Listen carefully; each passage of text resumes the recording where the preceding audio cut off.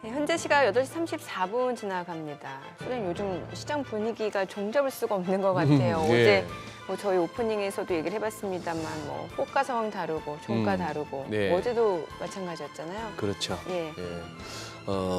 지금 뭡니까? 이 시장이 연준에 맞서지 마라는 얘기도 있고, 네. 최근 오늘 소개했다시피 연준이 이제 무시 차원을 넘어서 조롱까지 당한다. 이런 식의 어떤 분석도 나오고. 예. 근데 무슨 말을 끝까지 또 드려야겠습니다. 콜라노비치가 그렇게 얘기를 하는데 무슨 취지인가 했더니 그만큼 조롱을 할 만큼 좀 시장이 좀 어떻게 보면은 다소 좀 앞서나간다? 막 이런 어떤 뜻도 있기도 하고 한데. 예. 근데 진짜 돈은 많긴 많네요. 아까 산업뉴스 마지막 보세요. 네. 영머니 무브. 예. 이 금리가 진짜 중요한 겁니다. 그렇죠. 은행 금리 좀 높다 싶었을 때 네. 예탁금 빠지더니 이제 또 예금 금리 또 확 낮아지니까 다시 또 다시 이쪽으로 다른 몰려오고. 투자처 찾아가는 거죠. 예. 예. 그리고 우리 뭐 샀다 하면 일전에요. 돈 많아요. 우리 개인들. 그러게요. 어제도 예. 시장 떨어지는데 많이 사고 있는데 뭐 시장 조금 얘기- 이제 말씀하신 대로 종잡기 힘든 상황인데 우리 또 투자하시는 분들이 약간 멘탈이 흔들릴 수 있으니까 이럴 네. 때 멘탈 잡아주시는 분이잖아요. 그래요. 오늘 유한타증권 유동훈 네. 본부장님과 또 이야기 나눠보겠습니다. 어서 어서 오세요. 오십시오. 안녕하십니까. 예. 네. 소매 판매 지표 좋았는데 시장은 또 올랐어요. 뉴욕 증시. 네. 예. 지금 뉴스가 말씀하신 대로 소장님 말씀하신 대로 헷갈리죠. 네. 네. CPI 물가 지수가 또 나왔었는데 그 숫자가 뭐 확실하게 예상보다 높았습니다. 특히 이 주거비 관련된 부분이 작년 동기 대비해서 7.9%나 상승을 하면서 그렇죠. 굉장히 높은 숫자가 나왔고 전체 인플레이션의 약 40% 이상을 영향을 미쳤습니다. 주거비가. 주거비만. 네.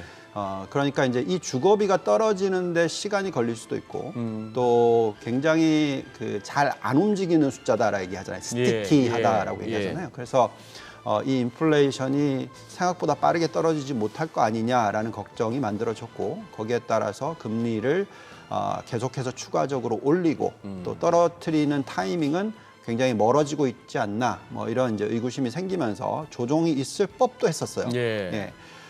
그리고 또 이번에는 이제 소매 판매 숫자가 나왔죠. 예. 작년에 11월, 12월 달만 보더라도 소매 판매 숫자가 좀 안 좋아지는 모습을 보였었기 때문에 바로 경기 침체 얘기가 전체의 펀드 매니저든 투자자들이던 90%가 경기 침체 얘기를 했었어요. 그 숫자만 보고. 예. 근데 이제 1월 달 숫자가 예상치가 네. 1.8%인데 그것보다 훨씬 높은 3%가 나왔어요. 그럼 이제는 경기 침체는 물 건너갔다. 또 이런 식으로 가고 있고. 그래서 시장이 어떻게 해석하느냐에 따라 시장의 방향성이 바뀝니다. 네. 작년 말만 하더라도 금리는 올리는데 경기는 나빠진다. 그러니까 경기가 빠르게 나빠지지 않을 건데 빠르게 나빠질 거라 걱정했고 그러면서 계속 빠뜨렸고요. 이번에는 경기가 굉장히 예상보다 좋을 것 같다 네. 하면서 또 올리고 있는 거죠. 예. 소매 판매가 좋게 나오니까. 그래서 금리에 대해서는 별로 걱정을 안 하고 있는 그런 모습인 것 같습니다. 그래서 지금 저희가 차트를 보면서 좀 살짝 말씀을 드려보면 S&P 500이라든지 나스닥 지수를 보시면은요. 저희가 이런 얘기를 했잖아요. 지난주에 좀 쉬어가야 된다. 그래서 차트상으로 60일선을 좀 찍었었고 그리고 좀 쉬어야 된다 이런 얘기를 했었고 그래서 지금 지난 한 일주일 넘게 좀 조정이라고 하기 어렵고 좀 어쨌든 쉬어가는 장세가 나오긴 했었습니다. 근데 지금 S&P 500 말고요. 나스닥을 한번 올려주시면은 지금 빠졌다가 어제까지 보시면 다시 또 올리기 시작했어요. 네. 예. 쉬어가는 타이밍이 굉장히 짧았습니다. 다시 또 올라가고 있어요. 그리고 또 저희가 운용하는 그 포트폴리오 상으로는 지수가 오르는 것보다도 훨씬 초과 수익률을 달성을 해내고 있어요. 어허. 이게 왜 그러냐면 그만큼 살 종목들이 많이 있다라는 겁니다. 그래서 이번 시장은 예상보다 금리가 더 높겠네, 인플레이션이 예상보다 빨리 안 떨어지겠네 하면서 작년 4, 4분기는 급락을 했다면 이제는 그게 경기가 괜찮으니까 이제 실적이 어느 정도 바닥을 다지는 거 아니냐? 뭐 이런 식의 또 생각도 들어오고 있는 것 같습니다. 그래서 지금 시장의 해석이 참 어렵긴 하지만 예. 굉장히 쉬운 투자 방법이 하나가 있습니다. 어떤 방법이에요? 결국 종목이 성장을 하고 있고 예. 종목이 밸류에이션이 싸 보이면 사시면 됩니다. 네, 그래서 네. 지금 그런 종목들이 워낙 많아서 초과 수익률을 달성하기에는 굉장히 쉬운 장이다. 그래서 조금만 공부만 하시면 되지 않을까 이런 기대는 가지고 있습니다. 네. 야, 또 유본 부장님 가져오시는 차트도 또 이렇게 저한테 또 인사이트를 주네요. 어떤 인사이트? 볼린저 밴드를 씌워놨더니만 나스닥 주봉에 예. 딱 중간선에 오니까 약간 주춤주춤 하는데 이게 이제 다 온 거냐? 이것도 열고 이제 올라가느냐? 진짜 고비네요. 근데 아까 말씀하신 대로 지금 이제 지표를 쭉 설명하셨는데 막상 얘기해 보니까 아니 금리를 갖다가 0.2 상당 기준으로 0.25에 있던 놈을 4.75까지 지금 올린 거 아닙니까? 네. 그럼 무려 4.5% 포인트가 오른 거예요, 그렇죠? 그렇죠. 그렇죠. 그랬는데 고용은 여전히 타이트해요. 거기다가 인플레도 그저께 봤던 거 보니까 잘안 인플레도 잡히죠. 잘 안 잡혀요. 예. 피크 찍고 내려왔다고는 하지만 전월비 수치 같은 거 보니까 아직도 긴가민가 싶어요. 네. 거기다가 미국 국민들의 소매 판매 소비도 안 줄어요. 22개월 만에 가장 큰 폭으로 올랐다. 그러면 이 얘기 할 수 있는 거예요. 연준 너희 뭐 했니? 이 얘기가 나올 수 있는 거 아닙니까? 네. 예. 자, 이게 해석을 어떻게 하냐가 중요한데요. 작년에 미국 증시가 많이 빠졌죠. 말 빠졌죠. 네. S&P 기준으로서 고점 대비해서 저점 연간 단위로 27.5%나 빠졌습니다. 그리고 나스닥은 38%나 빠졌었어요. 근데 지금 이익 증가율이 작년에 얼마인지 아세요? 3%가 넘어요. 이익이 늘었습니다. 이익이 늘었다. 네. 올해 이익이 좀 줄고 있어요. 4, 4분기부터 줄고 있습니다. 그래서 올해 1, 4분기, 2, 4분기 줄어드는데 이익 증가율이 준다는 얘기지 이익이 마이너스로 간다는 이익이 얘기야. 마이너스입니다. 지금. 마이너스로 가요. 네, 지금 4, 4분기, 올해 1, 4분기, 2, 4분기 마이너스입니다. 근데 어쨌든 간에 결국은 작년 초 대비해서 지금 1년이 지났는데 네. 이익이 준 건 아니죠. 늘었다가 줄었으니까. 예. 근데 시장은 얼마나 많이 빠졌습니까? 그러니까 결국은 이미 경기 침체를 상당 부분 많이 반영을 해놨었던 거죠. 시장은. 예.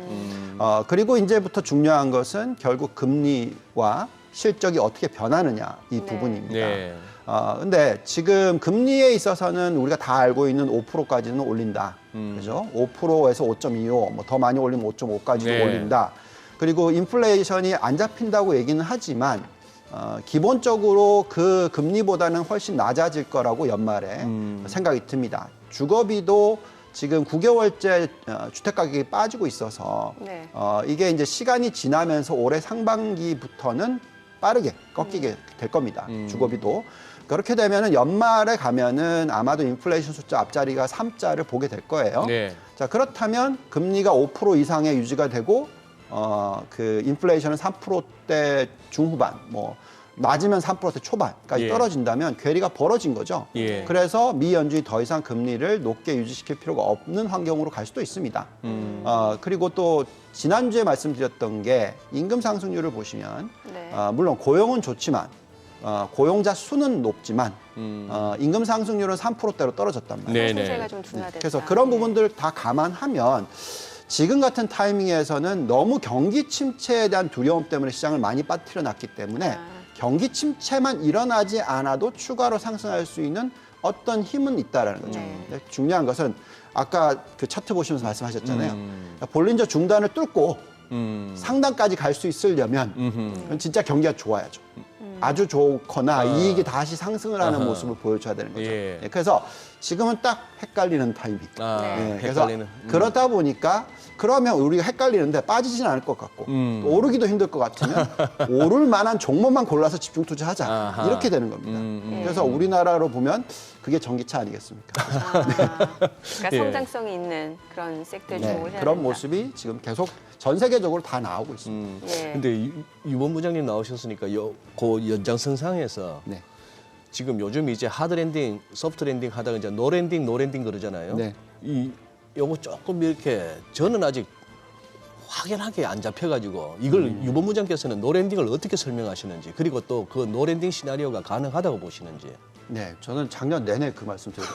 네. 그게 결국 노 네. 랜딩 개념이었구나. 네, 저는 경기 침체가 안 온다고 얘기를 계속 해드렸습니다.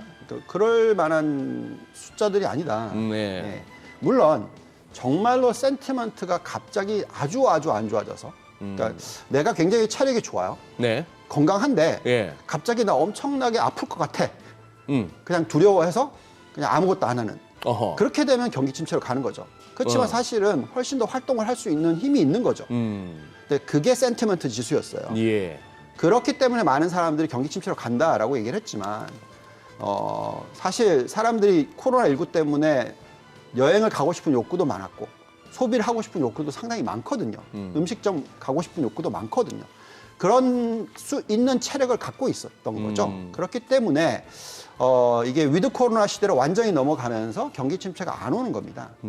미국의 개인들의 펀더멘탈, 개인들뿐만이 아니라 기업들의 펀더멘탈, 그렇게 뭐 중소형 기업들의 펀더멘탈이 안 좋다고 얘기를 하지만 저희의 눈에는 상당히 좋아 보여요. 우리나라도 마찬가지입니다. 물론 우리나라는 더 좀 심각합니다.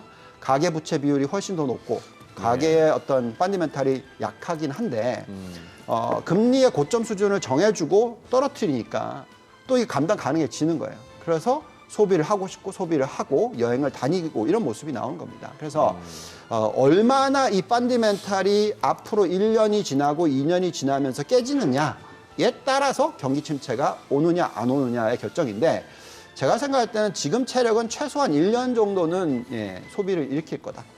그래서 경기 침체, 그러니까 노 랜딩을 앞으로 1년 정도는 생각하시고 투자에 임하시는 게 맞다. 최소한 이렇게 네네. 보고 있습니다. 알겠습니다. 그럼 저희 전화 연결해서 또 시장 전략 들어보도록 하겠습니다. 오늘 FI 리서치 한용희 수석 연결되어 있습니다. 안녕하세요. 네, 안녕하십니까. 네, 뭐 어제 국내 증시는 좀 떨어졌고 또 간밤 뉴욕 증시는 상승했는데 오늘 장 그럼 어떻게 볼 수 있을까요? 일단 지금 동시효과 상황에서 보시면은 지금 뭐 미국 증시가 워낙 좋았기 때문에 국내 증시도 지금 상승 출발할 것으로 좀 나타나고 있는데요. 지금 탄력성을 보시면은 코스닥이 0.5%로 코스피 대비해가지고 좀 탄력성을 높게 나타날 것으로 보입니다. 근데 어제 조금 조정이 나왔던 거는 이제 1월 달에 워낙 상승에 대한 좀 부담감이라고 말씀을 좀 드려야 될 것 같은데 그러면서 이제 투자자분들이 일부 차익 실현하는 투자자분들도 있을 테고 그렇다 보니까 살짝 조정을 받았는데 오늘 시장은 미국 증시가 그 상승함에 따라 좀 커플링 현상을 나타낼 것 같다라고 말씀을 좀 드려야 될 것 같고요. 최근에 이제 챗 GPT로 인해서 이제 반도체 업계에 대한 좀 훈풍이 나타날 것이라는 예상들이 좀 나오고는 있는데 결국에는 우리나라 증시에서 큰 비중을 차지하는 이제 반도체 업계가 좀 반등을 해야지 지수가 올라가다 보니까 일단 챗 GPT의 활성화로 인해서 국내 반도체 업계는 좀 훈풍이 불 것이다라고 말씀을 좀 드리고 싶습니다. 네. 예, 알겠습니다. 일단 뭐 동시효과 상황을 봐서 우리 한수께서는 어제 급락에서 약간 뭐 반발 매수, 어떤 반등 정도를 이제 예상하시는데 진짜 저는 개인적으로 오늘 지켜보고 싶습니다. 동시효과 때 상황이 진짜 장 열렸을 때 이어질 수 있을까 싶은 그런 상황이고 어제도 2차 전지 관련주들은 참 좋았습니다. 뭐 계속 뭐 좋게 말씀해 오신 거는 저희들이 알고 있는데 2차 전지 빼고 또 이렇게 괜찮을 만한 거는 어디를 지금 염두에 두고 계신가요? 어제 제가 이제 방송에서 한번 말씀드린 적이 있었는데 최근 이제 그 챗 GPT로 인해서 모든 게 좀 파생된다라고 좀 말씀을 드려야 될 것 같아요. 네. 가장 큰 수혜를 보는 거는 저는 실적으로나 이게 현실성 있는 거는 AI 반도체 쪽이라고 좀 생각을 합니다. 근데 국내에서 이제 AI 반도체 MPU를 만드는 업체들은 사실 상장이 되어 있는 업체들 중에 제대로는 없고요. 뭐 IP를 갖고 있다라든지 아니면은 뭐 설계를 갖고 있는 뭐 텔레칩스, 가온칩스 뭐 이렇게 오픈 엣지 테크놀로지가 있는데 이미 주가가 좀 많이 올라왔다라는 부담감이 있고요. 저는 그 AI 반도체는 어제 말씀드린 것처럼 이제 비상장 업체들이 있습니다. 이제 리벨리온이나 피리오사 이렇게 있는데 이 기업에 투자한 창투사의 좀 지분 가치를 좀 보셔야 된다라고 말씀을 드리고 싶습니다. 지금 DSC 인베스트먼트라든지 SV 인베스트먼트 어제 조금 급등이 나오면서 시장 빠지면서 좀 조정을 받기는 했는데 저는 지분 가치는 계속 좀 부각을 받을 것이다라고 생각을 하고 있고요. 결국에는 지금 범용 반도체는 전력이 많이 소비가 되고 전문 AI 반도체 같은 경우에 전력 소비가 좀 줄어들기 때문에 결국에는 시장의 눈은 이쪽으로 쏠릴 것이다라고 생각을 하고 있고요. 그다음에 오늘 그 미증시에서 이제 로블록스가 실적 발표를 했는데 실적이 좀 부진하게는 나왔습니다. 근데 예약자 증가로 인해서 앞으로의 좀 기대감이 좀 생겼다라고 말씀을 드리고 싶고요.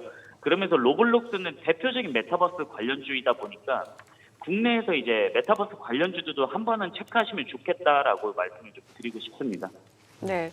뭐 요즘 시장 변동성이 크고 이 와중에 뭐 장기 투자로 유명한 워런 버핏도 단타를 쳤다 이런 소식까지 나오고 있다 보니까 우리 투자자분들도 여러모로 심란할 것 같은데 오늘 어떤 전략 좋을까요? 일단 오늘 같은 경우에는 저는 뭐 상승에 대한 분위기가 좀 좋을 것으로 생각을 하고 있는데 앞으로 2차 전지 관련주들이나 포트폴리오를 좀 설정을 할 때는 전년 대비 2022년 대비해서 2023년도에 실적 성장이 이루어지는 종목들 계속 말씀을 드리지만은 뭐 AI 반도체라든지 이런 지분 가치도 물론 좋지만은 2차 전지 관련주들이라든지 좀 성장할 수 있는 사람들을 노리는 게 좋지 않을까라고 말씀을 좀 드리고 싶습니다. 네, 오늘 전화 연결 고맙습니다. 지금 시각 8시 49분 지나갑니다. 오늘 양시장 예상 체결지수부터 확인해 보도록 하겠습니다. 어제 국내 증시 많이 좀 떨어졌는데 간밤 뉴욕 증시가 또 많이 올랐죠. 오늘 코스피가 0.6% 상승 출발 예상됩니다. 나스닥이 올랐죠. 2,444포인트 출발 예상되고요. 코스닥 0.6% 상승 예상됩니다. 예상 체결지수 770포인트입니다. 시가총액 상위 종목 예상 체결가 보도록 하겠습니다. 삼성전자가 0.9% 지금 호가에서는 상승이 예상됩니다. 예상 체결가 62,800원이고 LG 에너지솔루션도 1.5% 상승 예상됩니다. 예상 체결가 53만 5천 원으로 집계가 되고 있죠. SK 하이닉스 보합 출발 예상되고요. 삼성 바이오로직스 0.5% 상승 예상됩니다. 삼성 SDI도 0.9% 상승 예상되고요. 지금 예상 체결가는 73만 3천 원으로 집계가 되고 있습니다.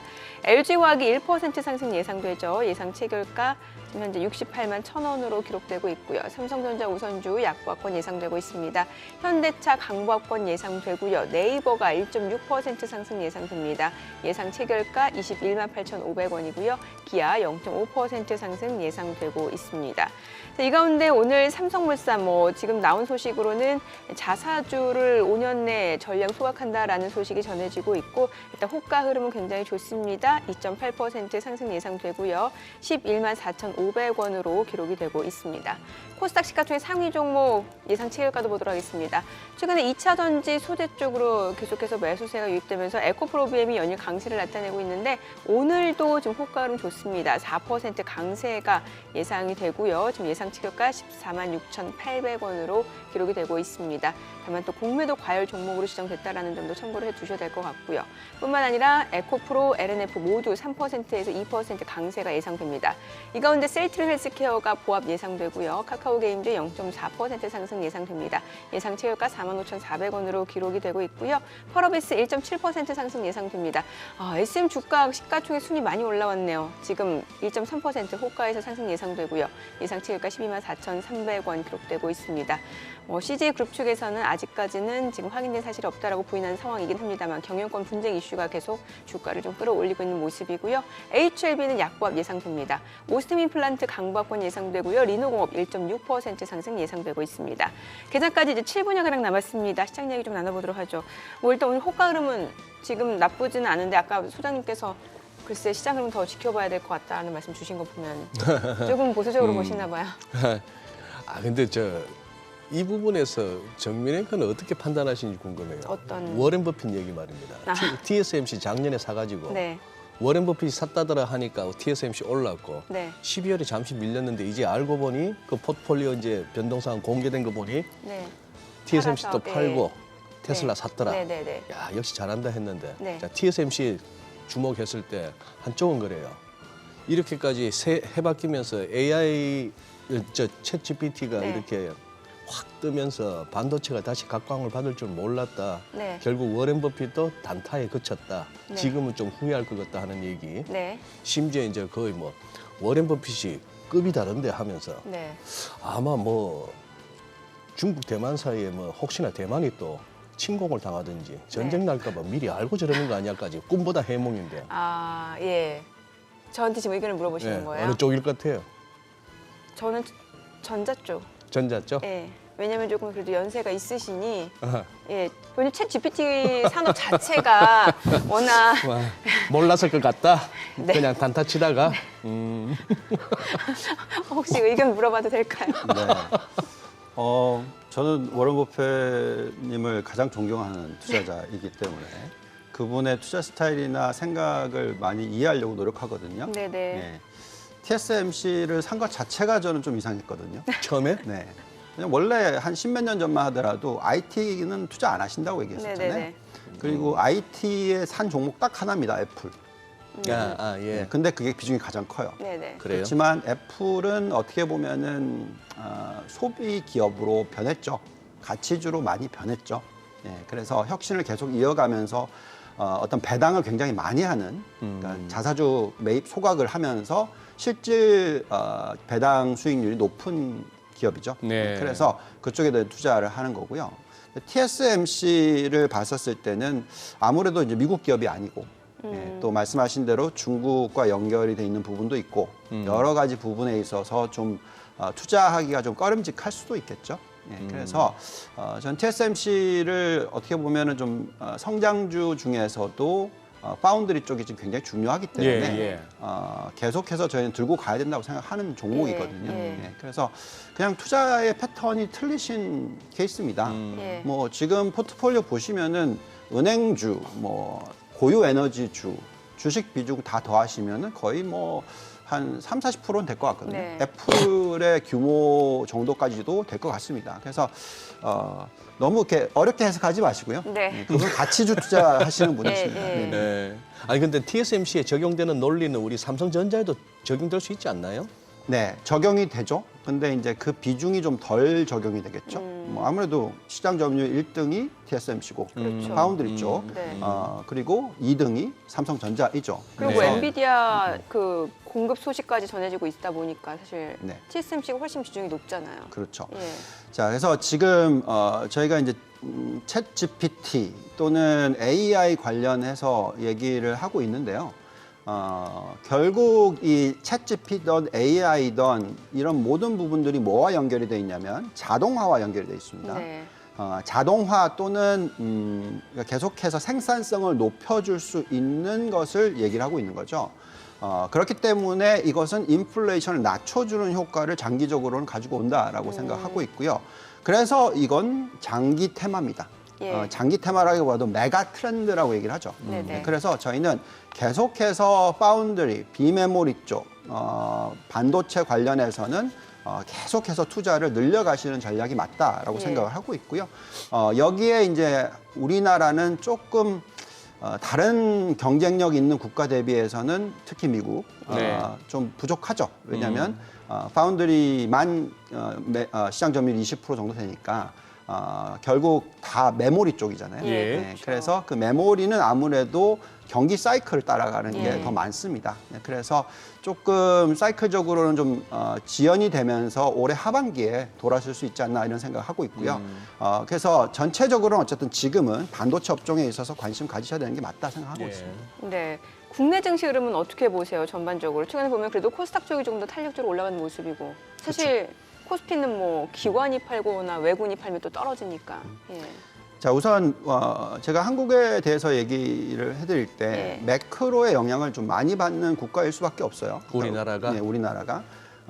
뭐 아시겠지만 환율이 어떻게 되느냐, 네. 또 금리가 어떻게 되느냐에 따라서 영향을 많이 받습니다. 특히 가계부채 비율이 100%가 넘는 국가이기 때문에 네. 금리가 만약에 4.5%다.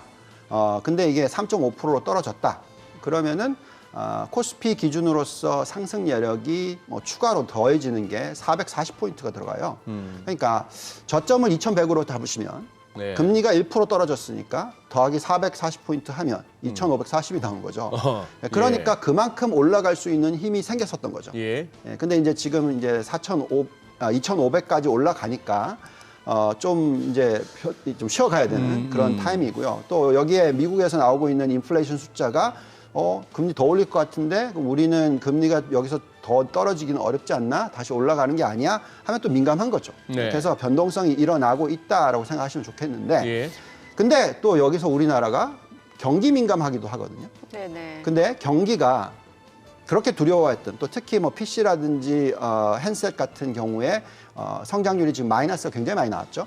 예, 그러면서 그 부분이 우리의 이익을 많이 잡아먹었었는데 만약에 이제 특히 올해 내년에 이제 경기가 안정을 찾고 다시 회복을 한다. 뭐 미국이든 중국이든 유럽이든 전체적으로 그렇게 간다. 그러면은 또 다시 경기 민감하기 때문에 이익이 늘어날 수 있는 환경으로 갈 수가 있다는 겁니다. 예. 그래서 저희는 지금 신흥국에 있어서 한국에 대해서 이번 조정이 굉장히 좋은 기회가 될 수 있다. 근데 중요한 것은 이런 상황에서 글로벌적으로 가장 지금 매력이 있는 업종에 대한 초점을 맞출 수밖에 없다. 즉 한국이 경쟁력이 있는 산업이 뭐냐 했을 때 전기차, 2차 전지가 나옵니다. 물론 반도체도 있는데 네. 그 부분은 비메모리 쪽은 상대적으로 경쟁력은 있으나 2등이잖아요. 예. 근데 전기차 쪽은 어쨌든 1, 2등을 어쨌든 다툴 수 있는 부분이 있어요. 그래서 제가 볼 때는 이 두 개의 산업이 굉장히 매력이 있고요. 여기서 네. 또 추가적으로 더 나아간다면 아무래도 이제 신재생 에너지 쪽, 물론 미국보다는 중국의 경쟁력이 가장 높습니다만 미국이 우리나라 거를 쓸 수밖에 없는 그런 환경이거든요. 네네. 그래서 그런 부분들을 또 감안하시면 네네. 지금 한국 증시 그럼 저희 개장하고 조금 더 들어보도록 하겠습니다. 자, 오늘 국내 증시 흐름 확인해 보죠. 개장합니다.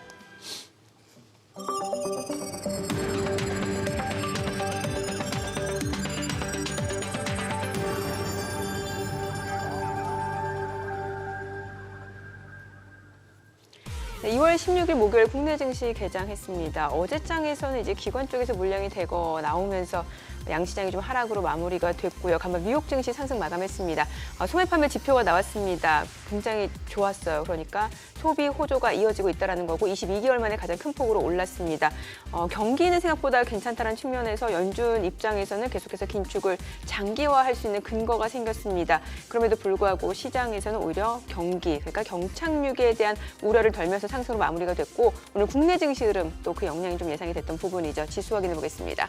코스피가 0.6% 상승 출발입니다. 2,445포인트, 0.7%까지 올라가네요. 그리고 코스닥도 0.9% 올라갑니다. 772포인트입니다. 과연 하루 만에 어제 낙폭을 또 만회낼 수 있을지가 관전 포인트가 될 것 같은데 양시장 지금 상승 출발 보여주고 있고요. 시가총액 상위 종목 시초가 보도록 하겠습니다. 삼성전자가 0.8% 올라갑니다. 62,700원, 62,700원에 거래되고 있고요. LG에너지솔루션도 1.7% 올라갑니다. 53만 6천 원이죠. SK하이닉스도 0.6% 상승합니다. 92,300원이고요. 삼성바이오로직스도 79만 6천 원으로 0.2% 올라갑니다. 삼성 SDI도 0.4% 상승 중이죠. 72만 9천 원이고요.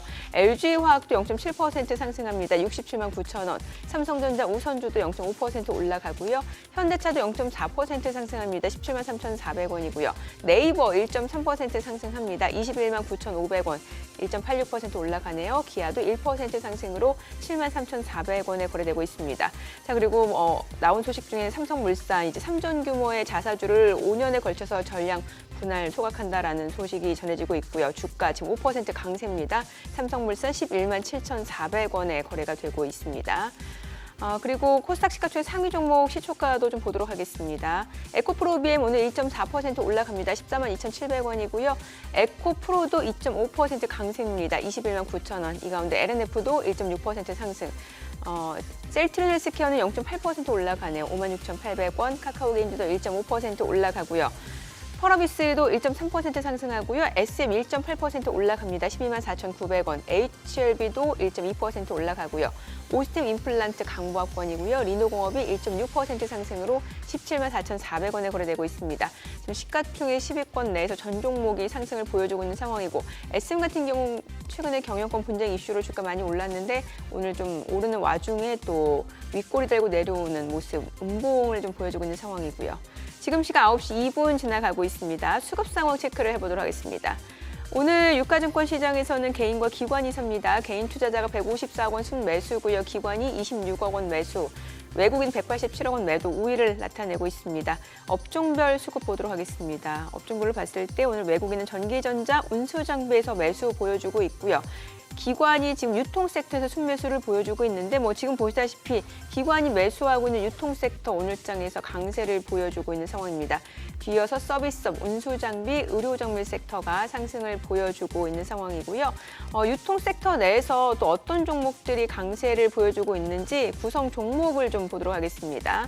오늘 유통 섹터 내에서는 지금 보게 되면은 삼성물산 이슈, 자사주 소각 이슈가 있다 보니까 우선주가 강세를 나타내면서 지금 유통 섹터의 강세를 이끌고 있고 보시다시피 삼성물산 5.4% 상승입니다. 3조 원 규모의 자사주 소각 이슈가 있죠. 자, 그리고 그 밖에 코오롱 모빌리티 그룹, 대구백화점도 4%에서 3.9% 지금 상승 강세를 보여주고 있습니다. 지금 시각 9시 3분 지나갑니다. 코스닥 수급도 확인해 보도록 하겠습니다. 코스닥 쪽은 오늘 개인 투자자 홀로 순매수입니다. 605억 원 매수 우위고요. 외국인과 기관은 각각 434억 원, 160억 원 순매도를 나타내고 있습니다. 지금 시각 9시 4분 지나갑니다. 환율도 중요해 보이는데 오늘 외환시장 개장 상황입니다. 달러 원 환율 오늘 또 올라갑니다. 80전 상승한 1283원에 개장이 됐습니다. 소장님이 말씀해 주신 대로 지금 환율 같은 경우는 네. 이미 60일 이동 평균선을 돌파한 상황이고 예. 지금 달러 강세가 좀 이어지고 있단 말이죠. 여기다가 소비 지표까지 좋았으니까요. 네. 그러니까요. 지금 어쨌거나 달러 기술적으로만 보자면은 61선 저항은 뚫었는데 네. 그거 지금 차트상으로 꺼지는 이제 우하향 채널 상단에 와가지고 예. 여기서도 이제 갈 수 있느냐 하는 그런 싸움 같은데 시장이 매일 예를 들어서 12라운드 권투 경기로 치면은 1라운드부터 12라운드까지 막 계속 난타전이 갈 수는 없잖아요. 네네네. 그죠? 그렇죠. 예, 또 한 라운드 내에 3분 경기도 예. 3분 내내 서로 치고받고 할 수는 없고 좀 쉬어갈 수도 있고. 지금은 좀 쉬어가거나 예. 클린치하거나 좀 이렇게 빙빙 돌면서 할 수 있는 그런 장 같은데 놀라운 거는 요새는 이 진짜 학습이 잘 됐어요. 우리 국내 개인들 그 소위 말하는 거 떨주볼팔 떨어지면 쭉 하고 올라가면 팔고 어제 1조 사면서 그렇게 받아내더니만 지금 또 이걸 단기로 또 대응하시는 분들이라면은 그 진짜 장 좋다 소리가 나올 만도 하다 싶기도 수익률이 하긴 합니다. 좋다 이런 얘기. 예. 그런데 아까 보여주신 신흥국 투자 매력도 거기에 연장선인데 본부장님 지금 유럽이 유럽이 상대적으로 미국보다 우리가 덜 쳐다봐서 그런데 너무 좋아요. 네. 그러면 이게 돈이란 게 여기도 가고 여기도 갈 수 없는 건 아닙니까? 그렇죠. 어느 쪽으로 가려면 어디 쪽에서 빠져나와야 되는 거고. 네. 그런 관점에서 한번 봐주시면은. 네. 우선은 더 선진국으로 보면은요. 네. 유럽의 매력도가 상당히 높았었죠. 그래서 아무래도 이제 유럽 쪽 특히 독일, 영국, 프랑스 이런 쪽에 대한 관심을 가지시라고 말씀을 드렸었는데 지금 최근에 또 다시 보면은 많이 올라와서 유럽 쪽이 많이 올라와서. 그래서 저기에 나와 있듯이 지금 상대적인 매력도로 보면은 다시 미국 쪽이 더 좋아 보여요. 나스닥. 그래요. 나스닥 100이랑 나스닥 또 러셀 2000 이쪽이 오히려 상승 여력이 더 높아 보입니다. 나스닥도 최근에 많이 올라왔잖아요. 네, 그렇죠. 그래서 제가 볼 때는 탄력은 오히려 좀 미국 쪽에 있을 수도 있습니다. 그런데 성향을 보시면은 나스닥의 매력이 있을 때는 원래 달러가 약세입니다. 왜냐하면 워낙 매출 비중 중에서 나스닥 100기업 같은 경우에는 60%가 해외 쪽이거든요. 해외 매출이니까. 그래서 결국은 추세는 전체적으로 달러 약세가 맞고요. 네. 여기에 그냥 유럽 쪽을 더 투자를 할 것이냐, 미국 쪽을 더 투자를 할 것이냐 이런 케이스인데 어쨌든 시가총액으로는 당연히 미국이 월등하게 더 높으니까 지금은 저희는 오히려 유럽 쪽보다는 미국의 나스닥과 러셀 2000에 초점을 더 맞추는 전략을 펴고 있습니다. 근데 이제 여기서 좀 한 발짝 더 나아가서 네. 얘기를 해드리자면 신흥국 투자죠. 네. 근데 그 신흥국 투자에 있어서 가장 중요한 두 개의 국가가 중국과 한국이라고 저희는 생각하고 있고요. 그래서 지금 방금 소장님께서 말씀하셨는데 예. 저는 정말 요즘에 예. 한국 투자자분들이 물론 단타하시는 분들도 많습니다만 네. 정말 장기 투자라든지 투자의 어떤 성향이 많이 바뀌셨다고 생각해요. 가장 대표적인 흐름을 보면은 테슬라에 대한 투자를 보시면 알 수가 있습니다. 네네. 과거 같으면은 테슬라가 그렇게 주가가 많이 빠지면 네. 터질 거예요. 던졌을 겁니다. 불안하니까. 네, 불안하니까. 그게 아니고요. 작년 3, 4분기, 4, 4분기에 제일 많이 산 종목이 테슬라입니다. 예. 빠지는 내내 사셨어요. 그리고 지금까지도 지금 1월 달에 다 반등을 했잖아요. 네. 그때까지도 계속 사시다가 예. 최근에 살짝 파셔요. 예. 그러니까 그만큼 실현하시는 분들이 그러니까 그만큼 정말 대단히 잘 버티시고 또 오랜 기간 동안에 투자를 할 그런 마인드로서 투자를 하시는 분들이 늘어나고 있는 것 같아요. 제 옆에도 계십니다. 그렇군요. 네, 그러니까요. 그래서 그런 걸 보고 있으면 이제는 장기적인 메가 트렌드라든지 장기적인 투자에 대해서 이해도가 훨씬 높아지신 것 같고요. 그렇기 때문에 한국 증시도 이제는 저평가 시대에서 좀 요즘에 뭐 SM 뉴스도 나오고 여러 가지 네. 뉴스 나오잖아요. 지배구조 문제에 대한 어떤 걱정을 자체적으로 좀 덜어내기 시작했지 않았나. 또 오늘 삼성물산 뉴스 나오면서 예. 또 주가 튀죠. 예, 그래서 맞아요. 이제 이런 것들을 계속 보고 있으면은 대한민국에 대한 어떤 주식에 대한 매력도가 점차적으로 저평가 구간은 해소가 될 수 있을 가능성도 있지 않을까라는 조그마한 기대 이걸 네. 가지고 한국 증시를 들여다보고요. 네. 그렇다 하더라도 그 기대보다는 우리나라의 산업 중에서 네. 글로벌적으로 어느 정도의 경쟁력이 있는지를 다 들여다봤었을 때 가장 매력이 있고 가장 성장을 많이 할 수 있는 산업에 투자를 하자. 네. 그렇게 지금 투자 전략을 세우고 있습니다. 그리고 앞서 그 신흥국 중에서도 보니까 중국도 매력이 있다고 보시는 것 같거든요. 그렇죠. 예. 자, 작년 내내 중국에 대한 관심이 거의 뭐 없어졌었죠. 예. 많은 투자자분들이 중국에 대해서는 사회주의 국가다, 어떻게 믿냐, 시진핑 독재다, 네. 뭐 등등을 얘기를 하면서 미국이 계속 공격을 한다, 뭐 인권 침해 국가다, 뭐 이런 식으로 계속하면서 투자를 꺼려하셨잖아요. 그러면서 홍콩 특히 뭐 H지수 엄청나게 많이 빠지는 그런 현상이 나타났습니다. 예. 근데 그거를 이해를 하시기에 결국은 정부 정책이 중요했던 거죠. 중국 정부가 작년 내내 거의 오픈을 하지 않았잖아요. 그러면서 사회적 불만이 엄청나게 많이 늘어났었고요. 그런 가운데서 부동산 가격도 하락을 했었고 네. 헝다 사태도 터졌었고 여러 가지 부분들이 생겼었는데 지금 차트 한번 보시면은요. 완전히 바뀌었어요. 지금 그 M2 증가율이라고 합니다. 유동성 부여하는 거. 아까 뉴스 나오는 거 보니까 미국은 지금 마이너스 네네. 5%인데 중국을 보시면 M2 증가율이 지금 12.6%입니다. 예상치가 보시면 11.6%였는데 1%포인트가 더 높게 나오고 있어요. 그러네요. 그만큼 돈을 풀고 있다라는 예. 얘기입니다. 이 정도로 높은 숫자가 나와서 시장을 끌어올렸었던 시기가 2014년, 15년이에요. 그때 상해종합지수가 150% 폭등을 했습니다. 1년도 안 되는 사이에. 그런 가운데서 지금 보시면 또 사회 융자, 뭐 또 신규 대출 이런 숫자들 한번 또 보여주시면 저기 오른쪽에 차트가 폭등을 하고 있죠. 네네. 예. 자, 이런 숫자가 나오고 있는데 증시가 빠진다? 이런 거 제가 본 적이 없습니다. 지금 오른쪽에 확 올라가는 거는 그만큼 지금 또 대출이 늘어나고 대출이 있어요. 늘어나고 있다 이렇게 보면 되죠. 그렇죠. 근데 이렇게 대출이 늘어나는 게 문제냐? 그렇지가 또 않아요. 왜냐하면 중국의 지금 저축률은 60%입니다. 높네요. 예, 엄청나게 저축만 한 거예요. 작년에 소비도 안 하고.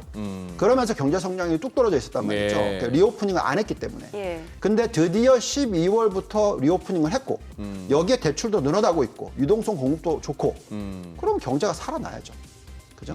네, 그렇기 때문에 중국에 대한 매력도는 충분히 오래 있을 수 있습니다. 그래서 중국에 대한 투자 비중을 글로벌 포트폴리오상 시가총액 기준으로 지금 한 12%밖에 안 되거든요. 네. 최소한 20% 들고 가야 되는 거 아닌가?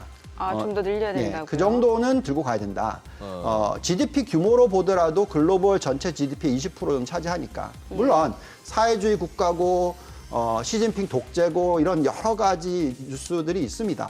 그렇지만 그렇다 하더라도 어쨌든 기업에 투자를 잘 하시면 배당 성향이 높은 편이에요. 네네. 그래서 주주 환원을 잘 하고 있습니다. 그래서 그런 부분을 감안했었을 때 지금 중국 투자가 상당히 매력이 있고요. 근데 또 그렇다 하더라도 중국 싫다 이런 사람들이 있을 거 아니겠습니까? 그렇죠. 불안하잖아요. 네, 그래도 미국이다. 예. 그러면 한국을 사셔야죠.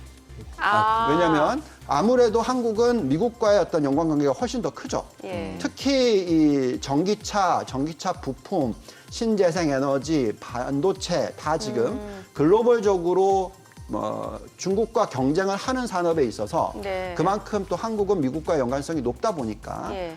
그리고 또 글로벌 시장 점유율이 굉장히 높은 산업들이잖아요. 예. 그렇기 때문에 이 세 개 업종만큼은 한국도 투자를 하셔야 되는 거고요. 예. 종목만 잘 골라내시면 올해 좋은 수익을 올리지 않을까 종목 생각이 듭니다. 매력도도 좀 분석을 해주셨잖아요. 좀 볼게요.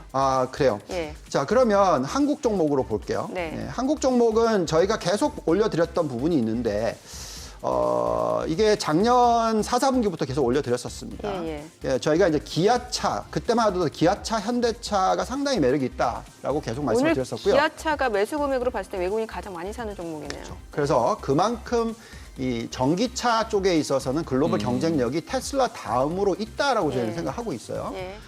여기에 이제 또 신재생 에너지 부분에 있어서도 물론 중국이 장악을 하고 있습니다. 네. 그렇지만 우리나라의 한화라든지 현대에너지솔루션이라든지 뭐 OCI라든지 등등의 어떤 경쟁력이 충분히 있다고 생각을 하고요. 네. 또 나아가서 당연히 반도체 쪽 예. 관련돼서의 매력도가 있다고 생각을 합니다. 그래서 저희가 딱 업종 3개만 뽑으라고 하면 네. 한국에서도 똑같이 미국의 성장주와 연결이 돼 있어요. 우리가 AI, 자동화 뭐 이런 쪽 그게 반도체가 연결이 돼 있는 거고요. 네. 그다음에 신재생에너지 태양광이 우리나라 또 연결이 돼 있는 거고요. 예. 그다음에 전기차 부품이 또 예. 우리나라와 연결이 되어 있습니다. 예. 그래서 가장 뭐 상승 여력이 높다고 에코프로비엠은 계속 올라왔었어요. 예. 지금 주가가 제가 보기엔 지난 한 2달 동안에 거의 50% 가까이 급등을 했죠. 그렇죠, 예. 그래서 지금 한국에서도 정말 매력이 있는 종목들 또 덜 오른 종목이 있어요. 특히 신재생 에너지 같은 경우에는 덜 오른 것 같아요. 네. 그래서 관심을 가지실 필요가 있다라고 생각하고 있습니다. 네. 아까 보여주신 그 중국의 그 신용 대출 느는 거나 M2 통화량 느는 거 보니까 그리고 이제 월요일 날 또 우리 저 이효석 이사가 가져온 게 그 야제니 리서치의 3대 중앙은행 자산 대차 대조표가 보니까 아직도 늘고 있는 거예요. 그리고 22하고 저기 연준이 줄이네 양적 긴축을 한 해 만에 해도 비호재가 하도 풀어제끼니까 네. 3대 중앙은행 해버리니까 네. 지금 일본하고 중국에서 저렇게 돈을 풀어대니 연준이 무슨 저렇게 아무리 인상 쓰면서 우리 긴축 가야 돼요 뭐 이러는데도 안 통하는 것 같고 딱 그 장면이 떠오릅니다. 24시간 사우나에 네. 밤늦게 가면 이제 청소한다고 욕조에 물을 뺀다고 밑에 이렇게 고무 바킹 막아놓은 걸 빼거든요. 그럼 물이 빠져나가야 될 거 아닙니까? 근데 지금 이것도 물은 틀어놨어요. 네. 탕에 물 채우는 그거는. 이러니 물이 빠집니까? 그러면은 물 빼는 건 그래. 연준이고. 물 빼겠다고 고무 바킹 뺐는데 이쪽에서 중국하고 일본은 또 계속 물 채우고 있으니 장이 이 긴축 그러는 와중에도 잘 안 빠지는 이유도 좀 어느 정도 있죠. 게다가 물론 제가 미국에서도 살아봤고 중국에도 살아봤고 네네. 이 두 국가가 완전히 틀리잖아요. 그러시네. 네. 중국은 계획 경제거든요. 네. 그리고 뭐 말씀하신 대로 독재 뭐 이렇게까지 얘기할 수 있잖아요. 네. 자, 그렇기 때문에 미국이 그렇게 풀어제낄 때 중국 안 풀었거든요. 이제 미국이 계속 또 긴축을 하니 네. 풀면서 시장 점유율을 가져가는 그런 걸 갖고 오죠. 그래서 참 잘하고 있다 정도로 그래도 보여져요. 그러고 보니까 예. 2008년 금융위기 왔을 때도 그때 4조 위안 풀었잖아요. 네. 나름대로 구원투수 역할을 합니다. 돈으로는. 그렇죠. 그때는 제가 볼 때는 중국이 좀 너무 같이 풀었어요. 그래서 너무 힘들어졌었어요. 네네. 그래서 예. 지금은 그런 실수는 안 하는 것 같아요. 그래서 저희가 중국에 투자를 할 때 있어서 어디에 투자를 해야 되냐면 중국이 글로벌 경쟁력을 가지고 있는 산업이 뭐냐. 아하. 아무리 사회주의 국가라 하더라도 네. 그게 전기차와 신재생 에너지입니다. 전기차 신재생 에너지. 특히 신재생 에너지. 예. 그래서 신재생 에너지의 비중으로 투자는 가장 크게 가져가야 되는 쪽은 중국에 있어서 중국이다. 네. 그 종목들만큼은 어떻게 보면 이 국가가 앞으로 글로벌 경쟁력을 유지시키기 위해서 전력 소비가 굉장히 많이 될 겁니다. 네네. 네, 여기만큼은 다 지금 수입을 하고 있는 상황이라서 네네. 자체적으로 신재생 에너지 개발을 엄청나게 할 거기 때문에 여기에 대한 투자가 필요하다 말씀을 그럼 드리겠습니다. 다음 시간에 저희가 그 업종별로 좀 종목 매력도 더 점검을 해보도록 하죠. 본부장님 오늘 말씀 잘 들었습니다. 고맙습니다. 고맙습니다. 감사합니다.